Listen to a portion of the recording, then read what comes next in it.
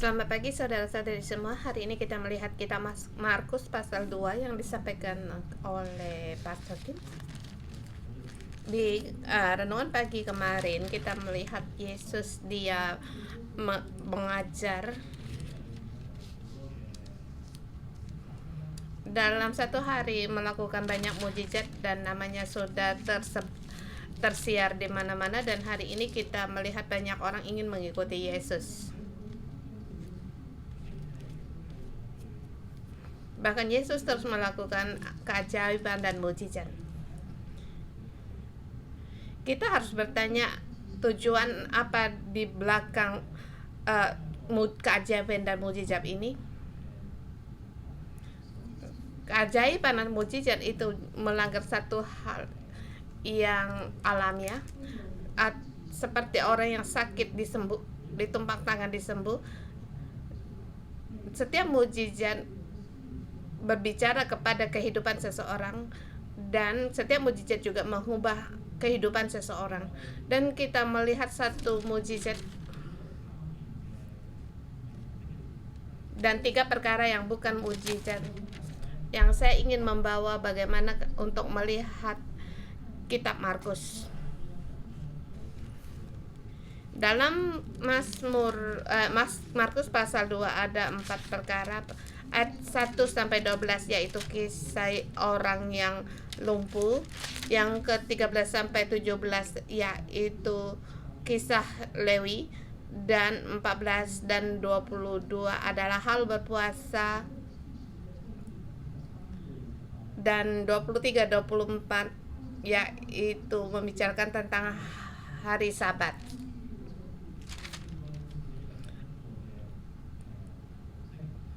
Dalam 4 perkara ini dalam satu cara, yaitu Yesus yang terlebih dahulu mengeluarkan jurusnya, dia ada mukjizat dan berkata, dan membuat perdebatan bagi orang Farisi.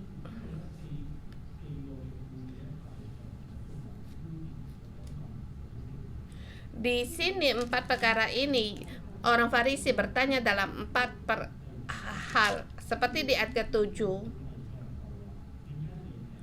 orang Farisi dan ahli Taurat bertanya mengapa orang ini selain Allah, siapa yang dapat mengampuni dosa?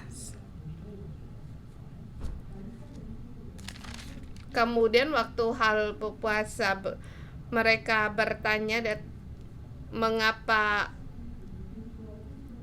dia 17 juga mengapa mereka makan bersama dengan orang berdosa. Ayat 18 juga mengenai tentang hal puasa, mengapa murid-muridnya tidak berpuasa, dan juga di hari Sabat, mengapa mereka berbuat sesuatu yang tidak diperbolehkan di hari Sabat. Orang menulis kitab Markus melakukan apa yang dilakukan oleh Yesus. Orang Farisi memberi satu pertanyaan sebagai tantangan, dan Yesus menjawab dalam kita 4 perkara ini dengan cara yang sama. Tujuan untuk menyatakan kerajaan Allah, kerajaan yang bagaimana. Jadi di kisah pertama dan yang kedua itu ada hubungannya dengan dosa manusia. Kisah pertama, orang berdosa mencari Yesus. Yang kedua, mencari Lewi, orang Lewi, Yesus mencari orang berdosa. Jadi dengan tema Yesus mencari dan memanggil, Tuhan yang memanggil. Kita tahu bahwa di sini maksud Yesus mencari orang berdosa, tapi tujuannya bagaimana Yesus menentukan orang yang berdosa dan orang yang benar. Dan ketetapan ini berbeda dengan apa yang kita pikirkan sekarang. Sebab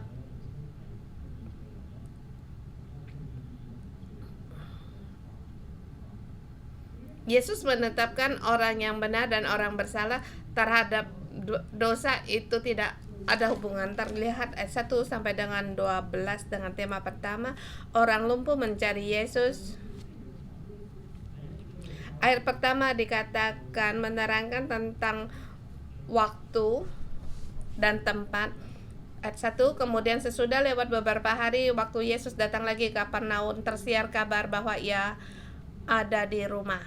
Maka datanglah orang berkerumun sehingga tidak ada lagi tempat, bahkan di muka pintu pun tidak, sementara ia memberitakan firman kepada mereka. Sangat banyak orang tahu akan keberadaan Yesus. Kemudian ada orang yang membawa orang lumpuh yang digotong oleh 4 orang, tetapi karena mereka tidak dapat membawanya kepadanya karena orang banyak itu. Lalu mereka membuka atap yang di atasnya. Sesudah terbuka, mereka menurunkan tilam tempat orang lumpuh itu terbaring. Dalam situasi yang spesial, Yesus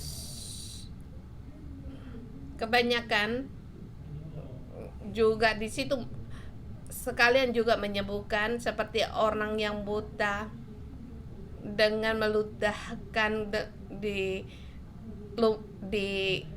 tanah, kemudian meludah dengan ludahnya menyembuhkan orang sakit. Diletakkan tangannya, dia sembuh. Sangat sedikit di Alkitab menulis orang yang sehat membawa orang sakit mencari Yesus. Mengapa harus berbuat demikian? Sebab di dunia ini banyak orang yang tidak punya kekuatan untuk mencari Tuhan.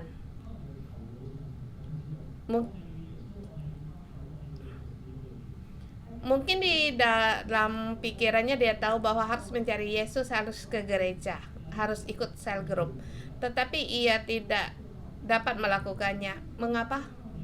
Dan kisah ini memberitahukan orang ini adalah lumpuh. Sesungguhnya mengatakan ada orang yaitu kelumpuhan seluruh kehidupan rohani. Dia tertekan, dia depresi, dia tahu tapi tidak dapat melakukan, dan sekarang dia perlukan yaitu teman rohani, anggota sel atau teman rohani yang ini menjadi tokoh di dalam kisah ini. Sebab orang ini dibelenggu oleh dosa, dia tidak sanggup untuk mencari Allah. Dia perlu satu community untuk menghampiri dia untuk datang ke Yesus. Dan teman-teman ini sangat peduli akan situasi orang itu. Dia harus membuka atap rumah orang. Kalau saya tuan rumah, saya pasti akan muram. Adakah kamu bertanya kepadaku lebih dahulu, siapa kamu? Rumah ini adalah punyaku. Tetapi sahabat rohani karib ini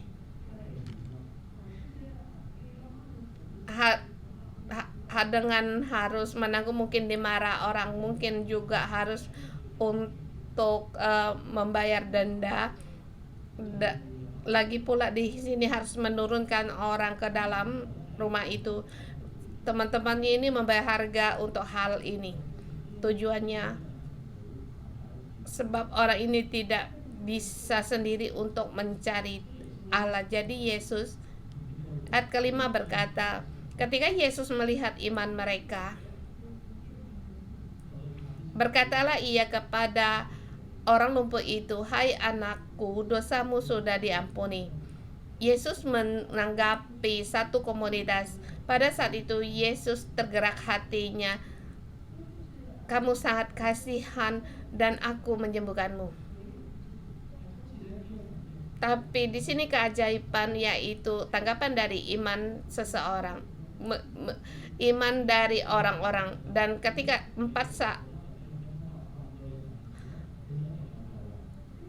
empat orang ini merasa dengan cara apapun saya membawamu ke hadapan Tuhan, maka di situ punya cara apapun akan dilakukan. Dan Yesus menanggapi iman keempat orang temannya ini, dan kita melihat akan penderitaan dari orang lumpuh itu karena oleh dosa yang sangat memuakkan. Dan ada orang yang dibelenggu oleh dosa dalam hidupnya, sehingga dia dalam hatinya tahu punya kelemahan tetapi tidak dapat mencari Allah. Tetapi kita punya kekuatan untuk mencari Allah dan bisa membantu orang-orang ini untuk mencari Yesus. Kita bukan Yesus, tetapi kita bisa untuk membawa dia ke dalam cell group atau membawa dia ke gereja.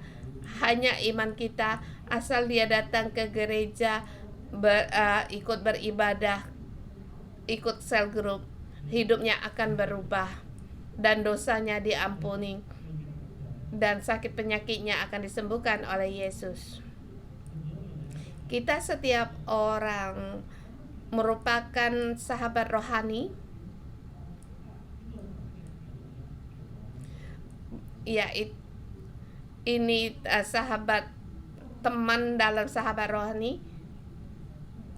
Ini merupakan pentingnya akan satu teman rohani atau komunitas rohani. Jangan kita meremehkan kalau di cell group aku cuma seorang diri, tetapi kamu tidak tahu bahwa Tuhan akan memakaimu untuk memberkati seseorang, agar mengubah kehidupan keajaiban ini terjadi pada seseorang. Dan kita melihat sangat menghargai satu untuk menanya kabar baik WhatsApp atau terhadap kepada temanmu yang belum percaya, kamu mengundang dia makan, yang kamu tahu kepada dia Yesus berkata kepadamu, aku melihat imanmu, aku melihat kamu demi Tuhan bersama orang ini makan.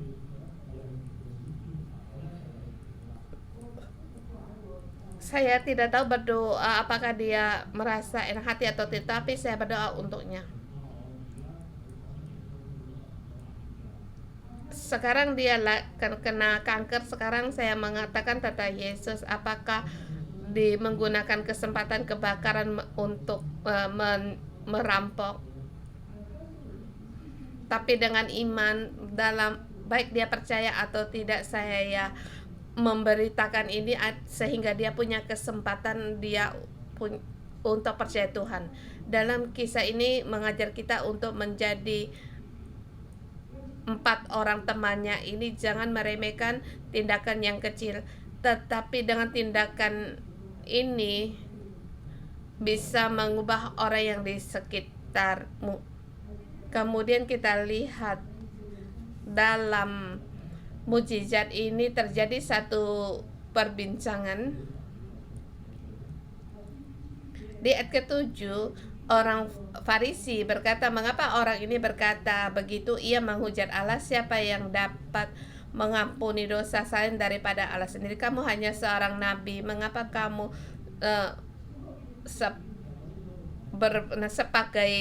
seperti Allah? Tetapi di ke-9 Yesus menjawab mereka, mana lebih mudah mengatakan kepada orang lumpuh itu, dosamu sudah diampuni, atau mengatakan bangunlah, angkat tilammu dan berjalan. Dan maksudnya maknanya aku menyembuhkan tubuh dan hati sanubari mereka, untuk menyembuhkan luka batin atau sakit hati itu sulit.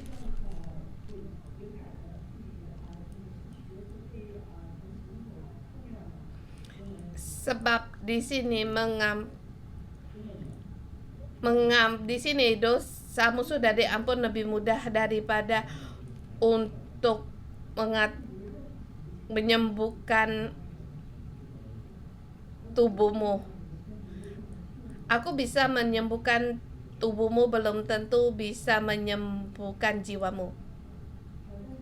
Tetapi pada saat dosamu dibebaskan, diampun, kamu menjadi satu dengan Allah, maka tubuhmu, kesehatanmu bisa dibebaskan. Yang dikatakan ini tertuju bagi orang Farisi. seseorang yang untuk tahu akan dosa itu sulit seperti orang Farisi. Aku bisa saja menyembuhkan banyak kesehatan tubuh seseorang,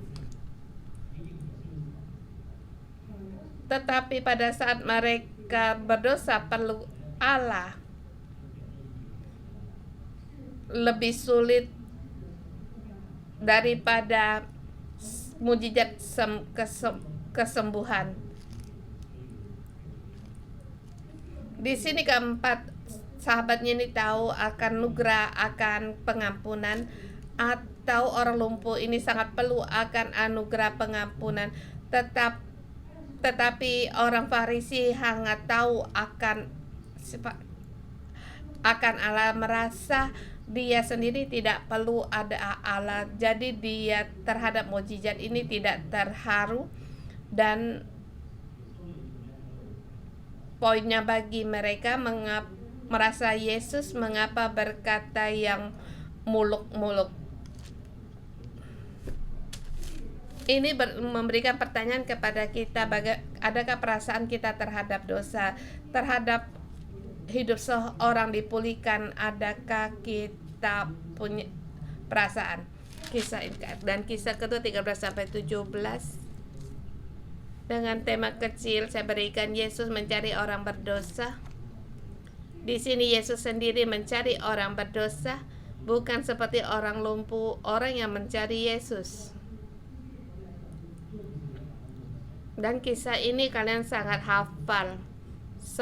Dilihat sepertinya langsung.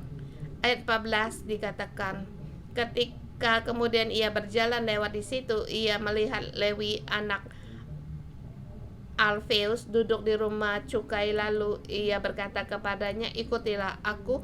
Maka berdirilah Lewi lalu mengikuti dia. Lewi adalah Markus dan pengarang penulis kitab Markus.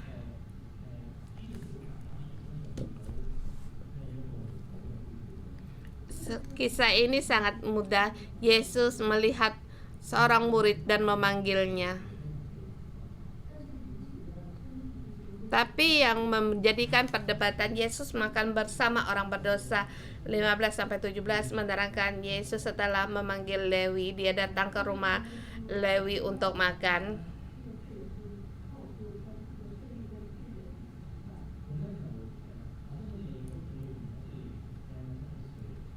Saya percaya di rumahnya Lewi juga teman-temannya juga pemungut cukai dan orang berdosa.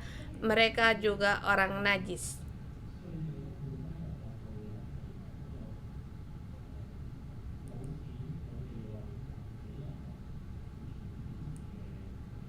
Pemungut cukai di komunitas Yahuda, mereka memang punya kedudukan dan kekayaan, tetapi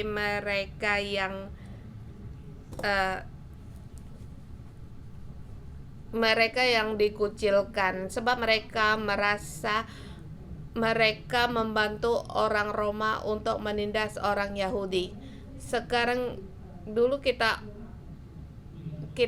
juga sekarang telah dijajah oleh Roma, seperti sekarang ada yang mata-mata di luar bekerja bagi pemerintah Roma.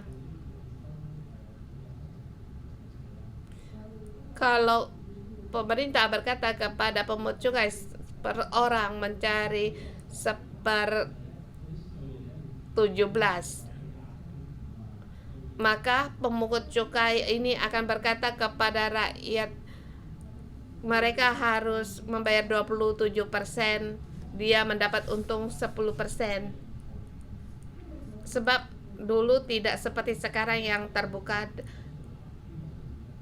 Jadi kalau seseorang datang di hadapan pemungut cukai, apa yang ia katakan mereka harus bayar.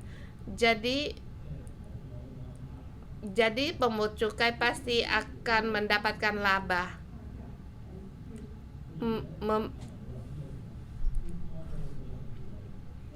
Jadi orang Yahudi tidak tahu sesungguhnya seberapa pajak yang ditetapkan oleh pemerintah. Melihat bahwa pemungut cukai mereka kaya, merasa mereka telah mengumpul banyak uang. Dan orang Farisi berkata kepada Yesus, "Mengapa kamu makan bersama orang berdosa?"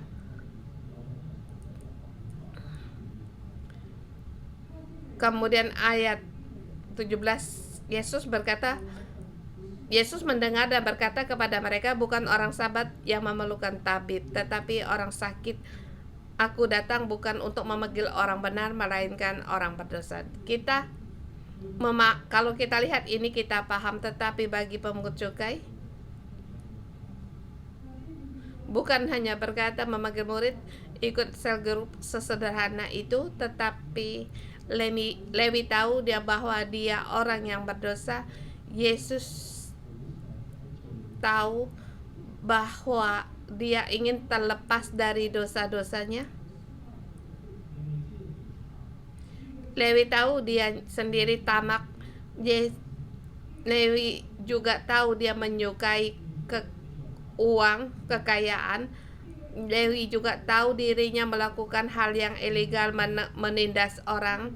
Dan Lewi tahu bahwa dia tidak punya teman-teman. Dia punya dalam hidupnya hanya perlu kekayaan, tidak perlu hubungan. Sehingga semua orang sangat mengucilkan dia, menghina dia. Jadi sahabat-sahabatnya bersama juga ikut serta mereka dihina sebagai pemungut cukai.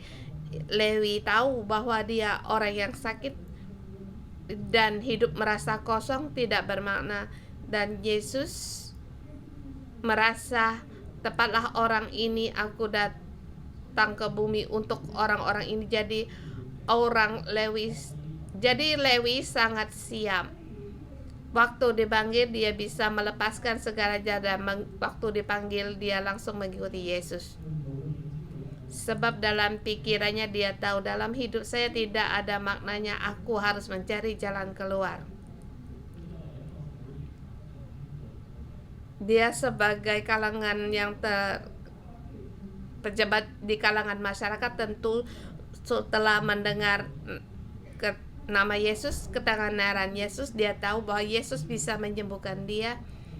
Dalam satu kata, ikutilah aku, maka bisa melepaskan pekerjaan dan keuangan. Sebab aku tahu ini adalah jalan kehidupan. Jadi Yesus berkata, aku datang untuk memanggil orang sakit. Orang yang berdosa, yang tahu akan dosa, baru tahu akan Tuhan dan bisa terkait dengan Tuhan. Di sini dikatakan Yesus, aku datang bukan untuk memanggil orang benar, melainkan orang berdosa. Di sini orang yang benar atau orang yang sehat itu satu hal yang dimaksud di sini hal yang negatif, yaitu yang mengira orang, yaitu diri sendiri, yang mengira diri benar dan merasa diri sendiri sehat, yaitu orang-orang Farisi yang menghakimi orang. Orang Farisi merasa, aku mengenal Allah, maka aku tidak akan makan bersama orang-orang yang najis, maka aku orang yang benar. Jadi aku dalam kedudukan yang tinggi bisa menghakimi kelakuan Yesus makan bersama dengan orang yang berdosa. Dan di sini poinnya, orang Farisi tidak melihat akan dosanya sendiri. Dan orang Farisi sebenarnya mereka juga adalah orang berdosa dan orang yang sakit. Tetapi Lewi melihat dirinya sakit. Dan orang Farisi yang mereka selalu di rumah bait suci, mereka tidak tahu bahwa dirinya sendiri juga adalah orang sakit. Dan di dalam tema kecil ini, Yesus mencari orang berdosa. Yesus tertarik memikat orang-orang yang ingin bertobat. Dan satu hal yang juga contoh yaitu Nikodemus suatu hari mencari Yesus. Orang-orang yang merasa dirinya sehat terhadap Yesus, dia tidak merasakan atau tidak punya perasaan. Ini bisa menguji kita sendiri. Kamu mengatakan dirimu sakit, apa kamu merasa dirimu orang berdosa? Maka hal-hal inilah yang baru bisa memikat Yesus dan kamu bisa mengalami Tuhan. Dan ini menanggapi gereja kita mengapa harus mengaku dosa dan merasa titik terendah hidup sendiri.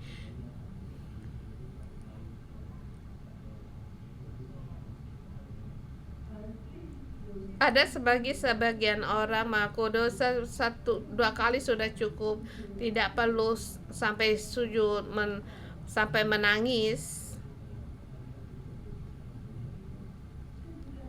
Bahkan dalam kebakaran di Taipo kita, dalam menara doa kita juga di situ, dalam kita doa bersama, ada juga orang yang juga di situ mengaku dosa. Bahkan ada orang bertanya, apakah saya orang yang bekerja di proyek itu? Apakah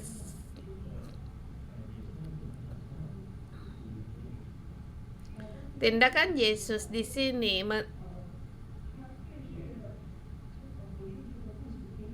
mendakapi kisah atau pertanyaanmu? Rupanya kita setiap orang punya sakit dan juga orang berdosa. Yesus akan mendekat pada orang yang merasa dirinya punya sakit, tapi dia akan menghindar terhadap orang yang merasanya sehat, merasa tidak berdosa. Bagi Yesus semua orang sakit dan berdosa, tapi hanya saja apakah kamu dapat melihat atau kamu buta. Dan ini juga mengingatkan kita, poin dalam mengaku dosa bukan hanya poinnya, tujuan bukan untuk menyalahkan diri sendiri atau perkara sendiri atau memukul diri sendiri, tetapi poinnya yaitu kita mengalami dengan Tuhan kami kasih karunia pengampunan dosa, dan sehingga hubunganmu dengan Allah diperbaharui. Memilih hubungan yang baru, ini yang bisa dilakukan Lewi, tetapi bagi orang Farisi mereka tidak dapat melakukan. Kemudian di ayat 18 dan 22 di sini juga ada pembincangan tentang berpuasa dan juga merayakan sampai ayat 28, dan ini juga hari Sabat.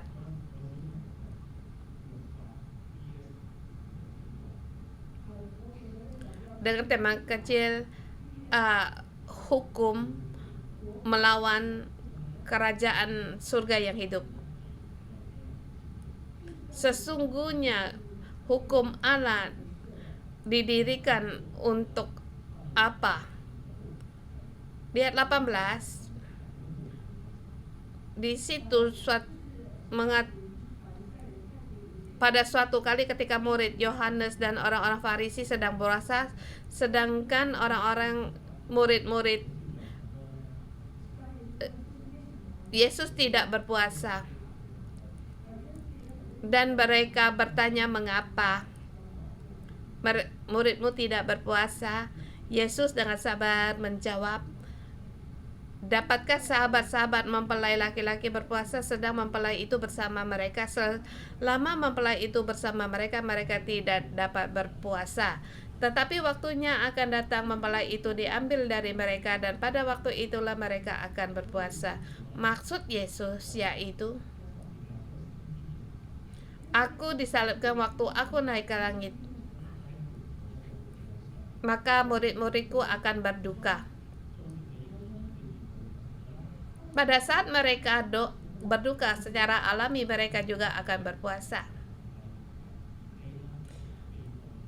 Dan merupakan tradisi bagi orang Yahudi bahwa mereka berpuasa menuju akan duka atau meredakan diri. Tapi sekarang Yesus masih bersama dengan menemani mereka. Saatnya lagi dalam kegembiraan dan hal-hal yang positif, jadi tidak perlu untuk berpuasa. Kemudian 22 juga mengatakan kain yang lama tidak dapat ditambal pada kain yang baru, dan 22 sering yang dikatakan gereja yaitu anggur baru tidak dapat diisi dalam kantong yang tua, sebab anggur baru belum semuanya fermentasi. Pada saat kamu baru fermentasi setengah di dalam, kamu masukkan ke dalam kantong yang lama, maka gas dalam fermentasi itu akan memecahkan kantong yang lama. Dalam arti di sini yaitu kita harus mengikuti arus Roh Kudus untuk melakukan sesuatu, dan kita harus mengikuti langkah Allah untuk melakukan sesuatu dan juga menanggapi. Bagi orang Farisi merujuk pada kesalehan, yaitu dalam satu musim saya berpuasa 2 kali, maka Allah berkenan bagiku bertambah 2 bagian, juga merujukkan aku orang saleh. Ini mereka menggunakan hukum-hukum terhadap kesalehan. Ini adalah secara hukum, tapi Yesus berkata, lihatlah kehendak Allah agar aku dalam 2 tahun ini bersukacita dengan murid-muridku, jadi tidak perlu berpuasa. Dan pada saat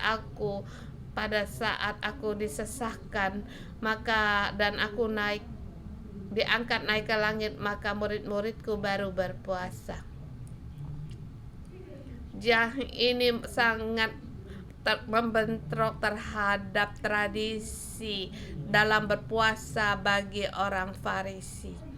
Kamu dalam 2 tahun tidak berpuasa, tidak saleh, ini mana bisa.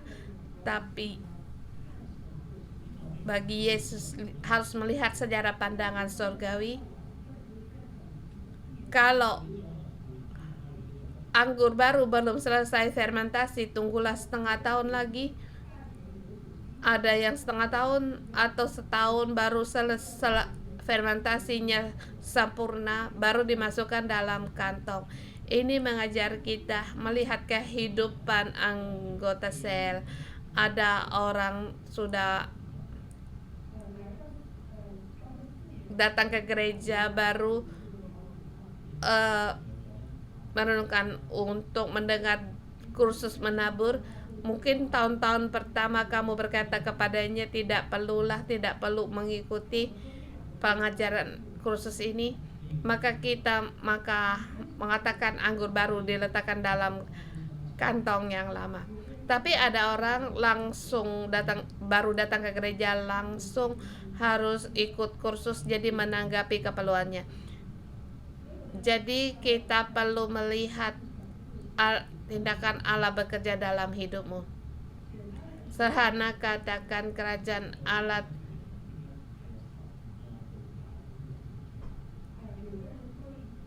ada orang yang baru bebas dari kebiasaan buruknya sampai 8-10 tahun, tetapi ada orang juga dengan semangat dalam mengikuti kemah kesembuhan, pengusiran roh jahat, sehingga langsung bisa disembuhkan. Semua ini tidak dapat untuk ditetapkan. Jadi maksud kita harus bersiap siaga dalam hati kita, sebab kehendak atau cara Tuhan itu melampaui apa yang kita pikirkan, dan jangan menggunakan cara yang lama untuk menjadikan keamanan padamu, dan keamananmu seharusnya datang pada Allah dalam segala perkara. dasar melakukan segala perkara, dan di sini jangan kita menjadi orang Farisi dan kita melihat Yesus mendekat pada orang berdosa, dan kiranya kita setiap orang bukan orang Farisi, kita punya pandangan yang hidup bagaimana melihat Allah setiap hari terhadap Allah, terhadap kebenaran, punya pemahaman yang baru. Mari kita menyembah Tuhan. Tuhan, kami berterima kasih. Engkau Tuhan satu-satunya, di dalam-Mu ada perkara yang baru dan kehidupan. Kami memuji Engkau.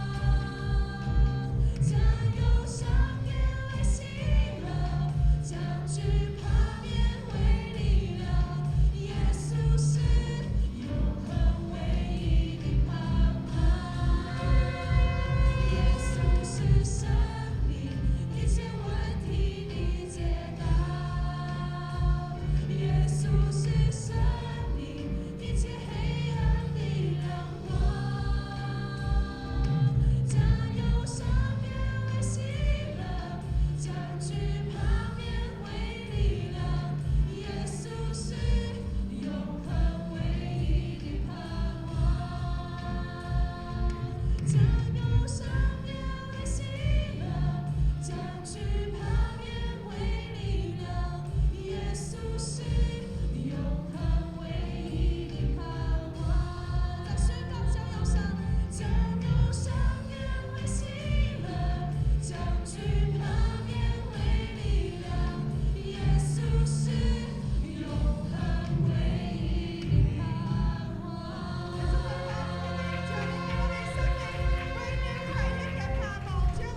Tuhan, Engkaulah pengharapan kami. Kami berterima kasih kepada kami. Kami setiap orang adalah orang berdosa, tetapi Engkau mengampuni kami sehingga kami mempunyai kehidupan yang kekal. Mari saudara semua kita bersyukur, kita berterima kasih kepada Tuhan. Tuhan, terima kasih. Kau menyelamatkan. Berterima kasih Tuhan.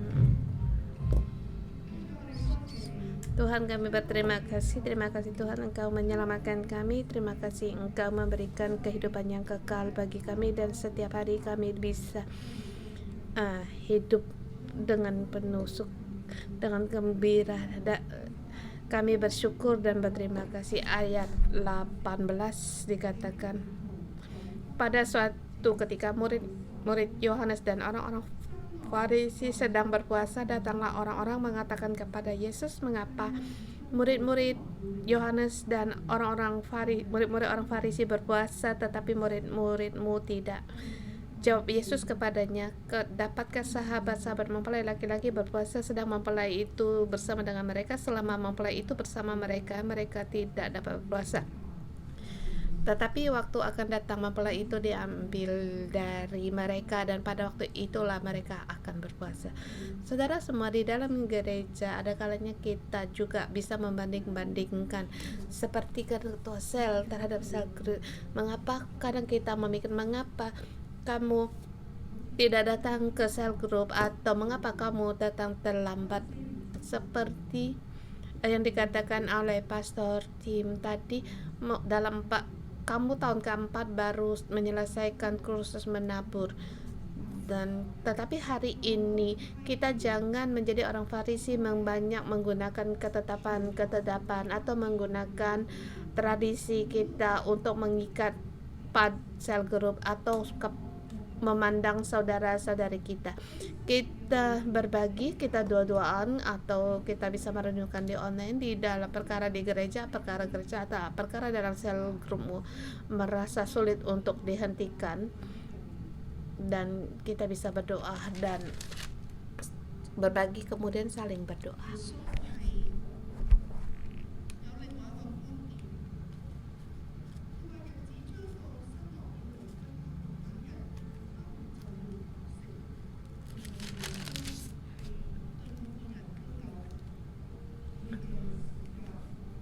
Tetapi pada waktu akan datang mempelai diambil dari mereka, dan pada waktu itulah mereka akan berpuasa. Yesus dan Tuhan punya waktu dan cara.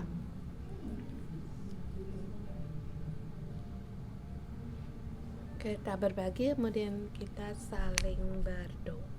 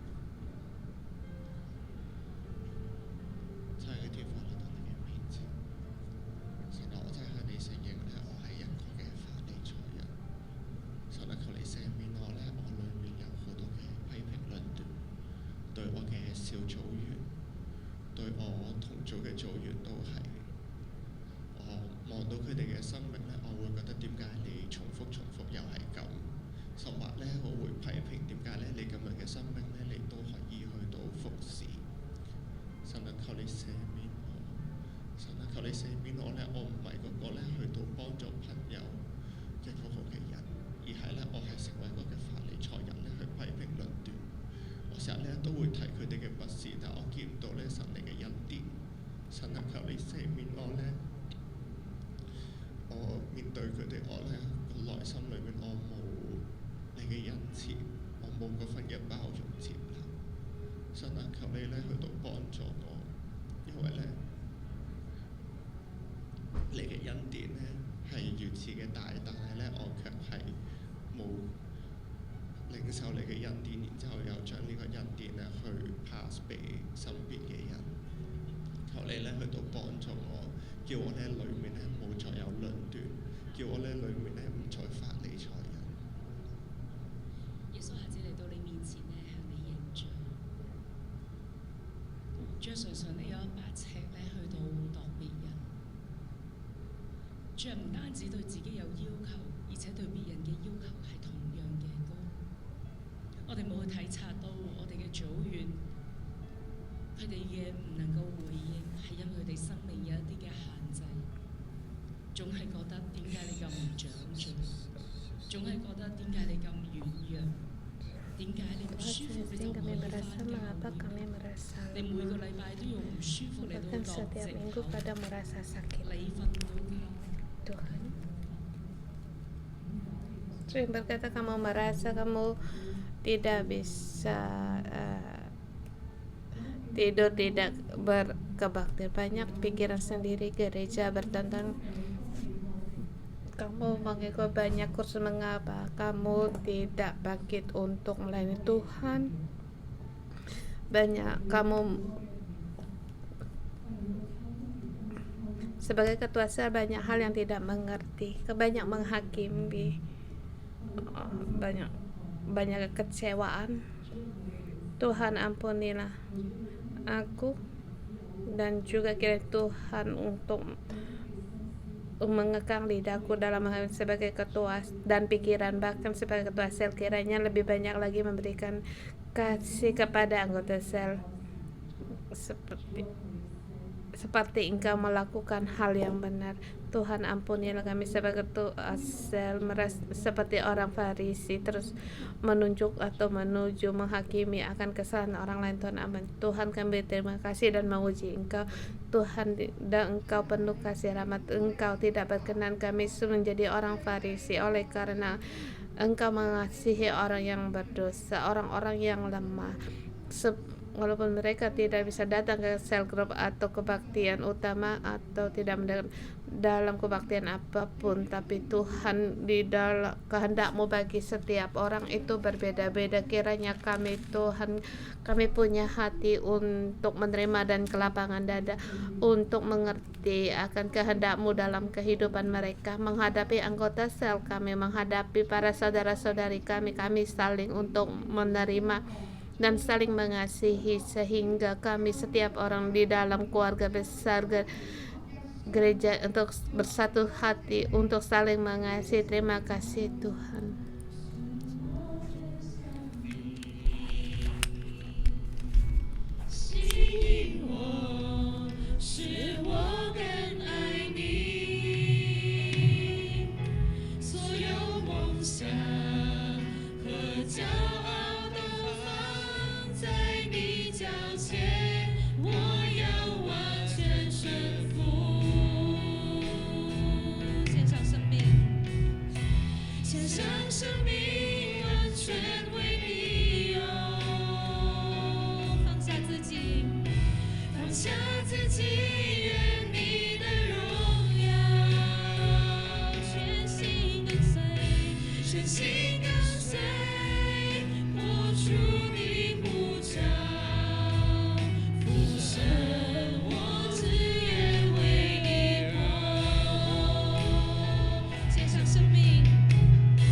献上生命完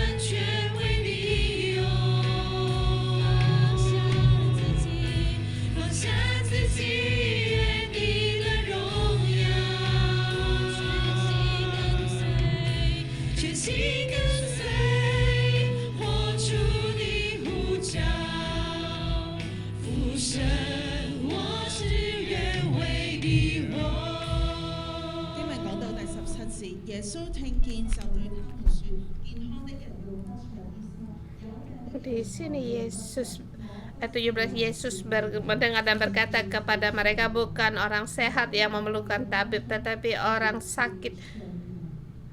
Aku datang untuk memanggil orang benar, melainkan orang yang dosa. Di sini Yesus mengumpulkan orang di sekitar. Pada saat kita tahu kita berdosa, Yesus akan mencari. Di ayat 14 Yesus memanggil, ikutilah aku, ikutilah aku. Saudara semua, apakah hati kita sudah siap? Kita tahu akan kita adalah orang berdosa. Kita berseru pada Tuhan, Tuhan, aku tahu akan dosaku. Aku siap Engkau datang di dalam hidupku. Tuhan, kami kita berdoa bersama, kita bisa menggunakan bahasa roh. Yesus, aku tahu aku orang berdosa, datang kepadaku Tuhan.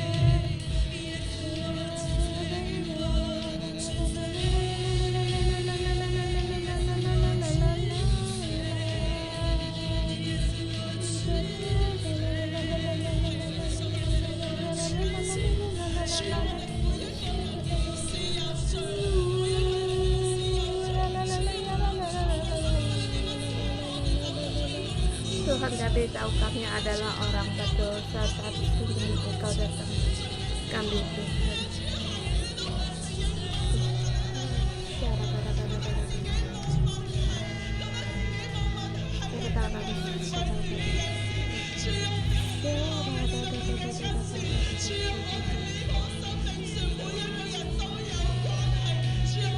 Tuhan, kami rindu memiliki hubungan dengan Engkau.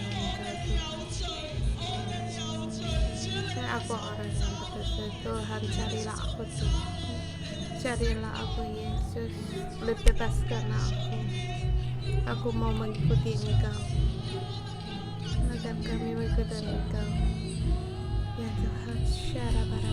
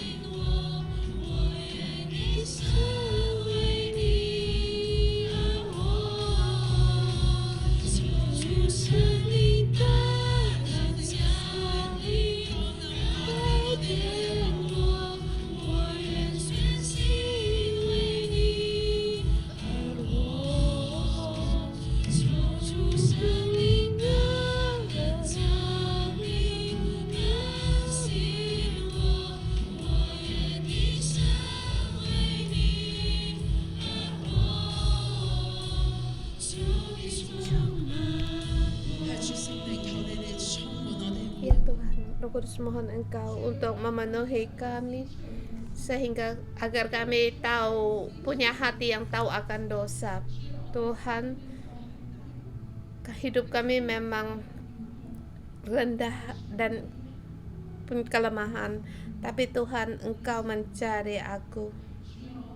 Tuhan, juga aku bersedia untuk mengikuti Engkau, mengikuti Engkau dengan erat, bukan hanya aku sendiri mengikuti Engkau. Dan aku harus mempersiapkan hati orang-orang di sekitar, membawa orang-orang di sekitar saya untuk mengikuti Engkau. Sebab kami perlu akan Engkau, kami setiap orang perlu akan Engkau Tuhan. Setiap orang berdosa perlu akan Engkau Tuhan. Kami berterima kasih Tuhan. Di antara kita, kamu perlu akan Yesus, kamu perlu akan Yesus seperti sampai pada langkah seperti orang lumpuh pun tidak punya kekuatan untuk mencari Yesus. Kalau ada, silakan angkat tanganmu. Kamu dalam hidupmu, kamu pun tidak punya kekuatan bagaimana harus mencari Yesus.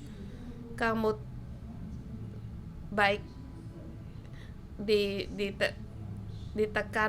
tertekan baik oleh situasi atau dosa.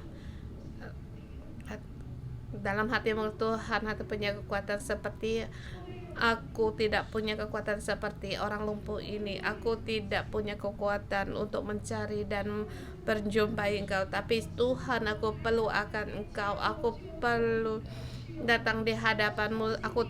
Kalau aku tahu kalau aku datang di hadapan-Mu, maka jiwaku akan disembuhkan, hatiku disembuhkan. Saudara semua, kita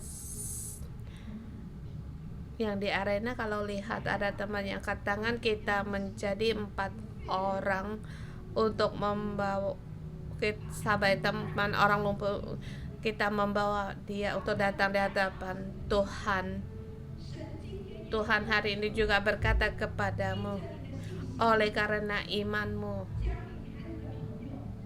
temanmu yang lumpuh dibawa ke depan Tuhan Yesus. Dia tidak punya kekuatan datang ke hadapan Tuhan. Kamu tolong dia. Kamu datang dia ke hadapan Yesus. Kita lakukan langkah tindakan profetik dan kita menopang dia. Kita bawa dia di hadapan Tuhan.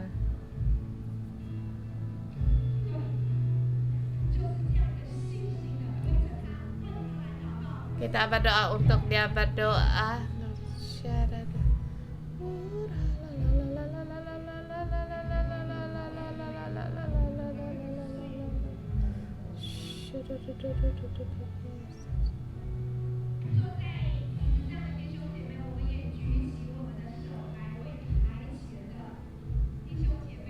Kita juga bisa berdoa, juga doa untuk mereka yang di depan.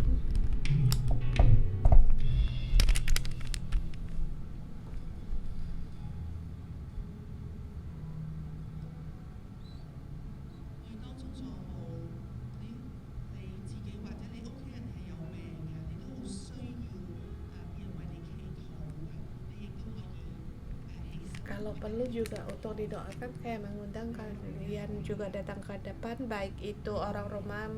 Kalau ada rumah bu, ada yang sakit, saya mengundang kalian berdoa juga untuk mereka.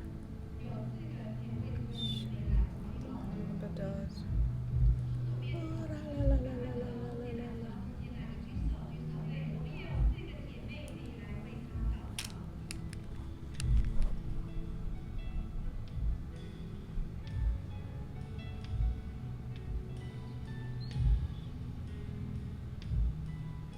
这位弟兄，你是有需要对不对？你举手，你是要为祷告的吗？对，好，来，也可以为他祷告。对，打婴儿为可以头。 Berdoa untuk kalau kamu tahu ada temanmu yang sakit atau orang rumahmu yang sakit.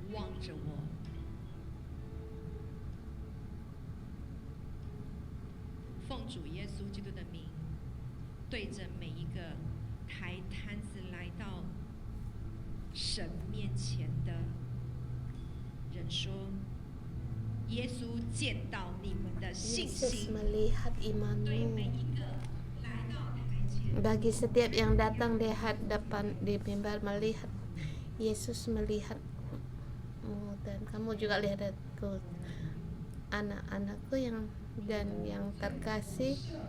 Dosamu diampuni, sakitmu disembuhkan. Yesus mau mengakhirmu segala kemuliaan bagi Tuhan. Percaya Tuhan telah menyembuhkanmu, menyembuhkan anakmu, keluargamu. Kamu percaya tuh mereka juga mengalami kesembuhan dan penyerapan Tuhan. Mari kita terima berkat. Kita angkat tangan kita berseru kepada Tuhan. Tuhan, pakailah kami setiap orang. Kami juga, walaupun hidup kami seperti orang lumpuh, tapi hari ini saya mau bangkit. Saya mau bangkit mendapatkan kesembuhan dari Tuhan. Saya mau bangkit untuk kami jadi pohon kehidupan, komunitas pohon kehidupan. Kami saling menopang, saling membantu, agar sehingga dalam kehidupan bisa menanam urapan pohon kehidupan ada pada kami setiap kami. Berkatilah kami semua Tuhan. Terima kasih Tuhan. Dan katakan kepadamu Tuhan mau memakaimu. Kita adalah komunitas pohon kehidupan. Saya perlu akan Engkau. Haleluya.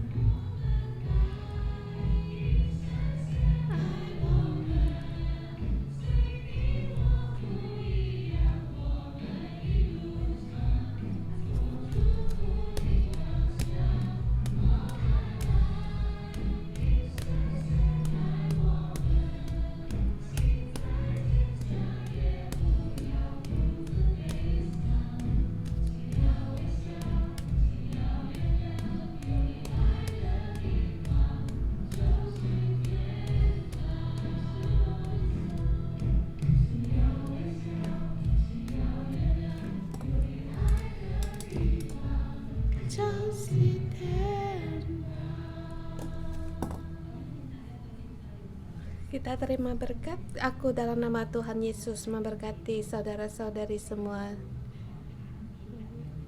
Kamu punya iman seperti teman-teman yang menggotong orang lumpuh itu. Seperti sahabat orang lumpuh itu, kamu membawa teman-temanmu, anggota selmu, untuk dibawa mereka kepada di hadapan Tuhan. Sebab Tuhan memberimu berkat kehidupan dalammu. Setiap kamu membuka atap rumah, kamu mungkin akan menghakimi, akan mentertawaimu, tetapi oleh karena kasih Tuhan, kamu bersedia untuk membawa orang kepada Tuhan. Bahkan dalam Tuhan Yesus memanggilmu, marilah ikutilah Tuhan. Tuhan memanggilmu di zaman ini menjadi imamat yang rajani. Doamu bukan hanya didengar, tapi Tuhan juga akan melindungimu, menjagamu agar pengajaran kerajaan surga dengan iman berakar dan bertumbuh dalam hidupmu. Dalam nama Tuhan Yesus memberkatimu. Amin.